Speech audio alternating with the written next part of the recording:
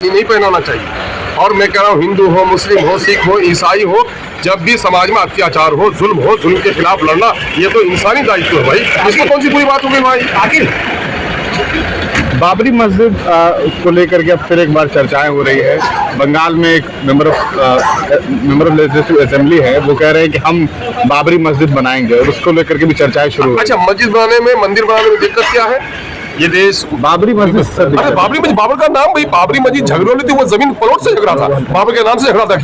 क्या जिसका बाबर नाम है उसका गर्दन काट दीजिएगा आप? क्या कैसी बात करते हैं आप? देश में तो नारा लगता है ना, नाम मिटा देंगे बाबर का, नाम मिटा देंगे बाबर का और नाम बचा लेंगे बाबर का, दोनों नारे लगते हैं। आप एक ही नारे को सुने हैं, दूसरा नारा नहीं सुने हैं। कभी भी इस देश में संभव है हिंदू और मुसलमानों की संगत कई सौ सालों से है। जो इसको मिटाने की कोशिश करेगा वो खुद मिट जाएगा। हिंदू, मुस्लिम, सिख, ईसाई भले ही लोग लड़ा दें, लेकिन इस धरती में सब रहेंगे और मेल मिलाप में ही इस देश की भलाई है। जो लोग इस किस्म का विवादास्पद बयान दे रहे हैं वो देश के, समाज के हित में नहीं है। हत्या के जिस धर्म से उनका रिश्ता है उस धर्म के आदर्शों का भी पालन नहीं करते। 6 दिसंबर 3 दिनों के बाद है, किस तरीके से देखते हैं इस तारीख? भाई 6 दिसंबर मामले के जिस दिन किसी के पिता वो अपनी शादी की तारीख नहीं लेता है ना। जिंदगी की शादी हो, जिस शादी का दिन हो, अगर बिस्तर पर भी हो तब भी खुशी मनाता है।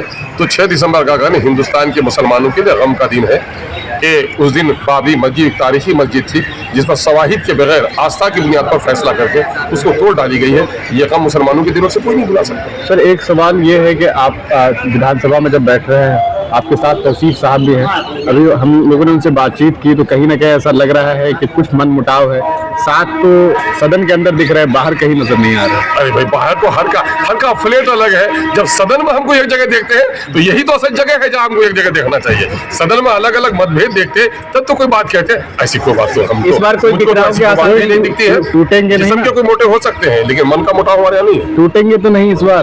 बिल्कुल नहीं, कोई सवाल नहीं। पता लोग अटूट है और लोग तो अटूट है वैचारिक तौर पर, लेकिन जनता ने जो सबक पढ़ाया है तो नानी आज राज्यपाल का संबोधन हुआ, कई विधायकों को उसका आवाज सुनाई नहीं दी। ये बिहार सरकार की तकनीकी सफलता है कि महामहिम का भाषण हो रहा है और उनका स्पीकर है, तो ये जो सुशासन की सरकार है तो उसका प्रदर्शन था वहाँ। सर, बुलडोजर लगातार अब चल रहा है, महिलाओं को पुरुष पुलिस वाले पकड़ के पीट रहे हैं। बेगूसराय से तस्वीरें सामने आई है। ये बातें गलत हैं।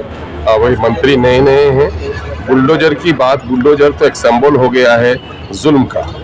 कानून का राज होना चाहिए। जो जुमला बोलते हैं माननीय मुख्यमंत्री जी, कानून का राज चले, जहाँ बुलडोजर लगाने की जरूरत पड़े बुलडोजर ही लगाए, लेकिन बुलडोजर बोलकर भयभीत योगी मॉडल और खासकर कहीं न कहीं बुलडोजर से भयभीत कराना, ये कहीं न कहीं यूपी के योगी के मुसलमानों के खिलाफ एक्शन को दर्शाता है। मैं समझता हूँ बिहार में ये मुमकिन नहीं है और बिहार की सरकार से हम लोग ये उम्मीद भी करते हैं कि इस तरह का प्रदर्शन बिहार में। कमरुल हुदा साहब का इंटरव्यू किया हमने परसों और उन्होंने साफ तौर पर यह कहा कि सीमांचल में जिस तरीके से इंडिया ने बढ़त बनाई है उसके लिए सीधे तौर पर असदुद्दीन ओवैसी जिम्मेदार है। 11 महीने वो साथ रहे और उन्हें इस बात का एहसास हुआ कि जो इख्तिदार की बात की जाती है वो फर्जी है, झूठ है, फरेब।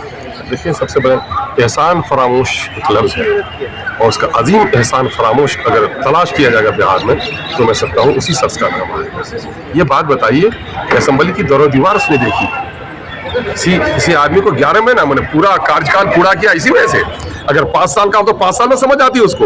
अब वो पार्टी से गए नहीं थे, हमारे पार्टी से निकाले गए थे। पार्टी से क्यों निकाले गए थे? आखिर उनकी गलत एक्टिविटीज की वजह से, पार्टी के वसूलों का ख्याल नहीं रखने की वजह से पार्टी से गए नहीं, पार्टी से निकाले गए। सीमांचल की तरफ अंगूर खट्टे हैं। अब कह रहे हैं कि इसी हाउस में कभी 35 कभी 24 MLA मुसलमान बनकर के आया करते थे, अब मैं 11 पे रह गए हैं। 11 में उसका कसूर किसका है? विश्लेषण करना चाहिए उसका कसूर किसका है। सुनिए, मैं तो 28 सीटों पे लड़ा, 215 सीटों पर तो ये लोग लड़े, इनकी दुर्गति क्यों हुई? आप 2010 याद है? 2010 इनको याद है कि 2010 में लालू जी के सिर्फ 22 मेंबर चुन के आए थे। उस वक्त तो मजलिस की कैसी बात करते हैं भाई। और सुन लीजिए, क़यादत का मतलब गिनती नहीं, गिनती की तादाद गिनती से नहीं है। क़यादत का मतलब है अपनी आज़ाद आवाज़ से। आपको मैं बता दूं कांग्रेस की मुस्लिम क़यादत कैसी है। जब तलाक बिल की पेशी हुई तो उस वक्त ऐवान में एक आलिम दीन मौलाना सऊद कासमी साहब रहमतुल्लाह अलैह नवरुल्लाह मरकदहू, वो हमारे किशनगंज से MP थे और उन्होंने कुछ शहादत दी है। आज भी यूट्यूब में मौजूद है उनकी शहादत कि मैं बोलना चाह रहा था, मुझे बोलने की इजाज़त नहीं दी गई। जहाँ बोलने की इजाज़त नहीं दी जाए वो गुलामी है, वो क़यादत नहीं है।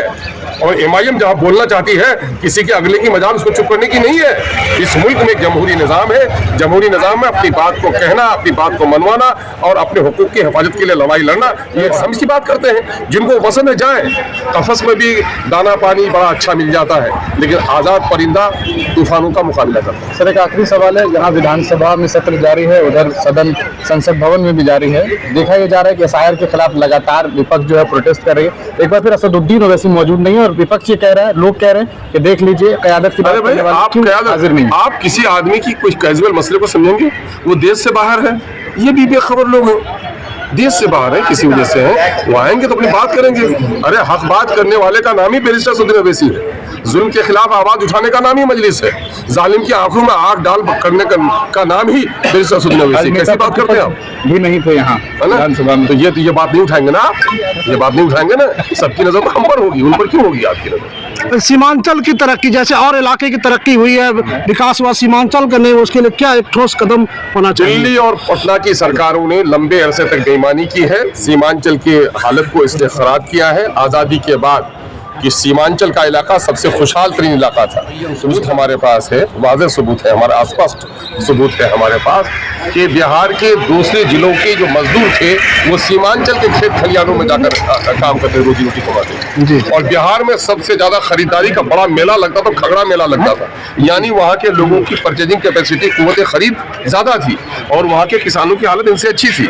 लेकिन जब तकनीकी इनकलाब आया, देश में इंडस्ट्रियलाइजेशन हुआ, तो उस क्षेत्र को बिल्कुल अनदेखी कर दी गई और नतीजा ये है कि आज पर कैपिटा इनकम सबसे कम सीमांचल का, पलायन सबसे ज्यादा सीमांचल में, बीमार सबसे ज्यादा, डॉक्टर सबसे कम, अनपढ़ सबसे ज्यादा, स्कूल सबसे कम।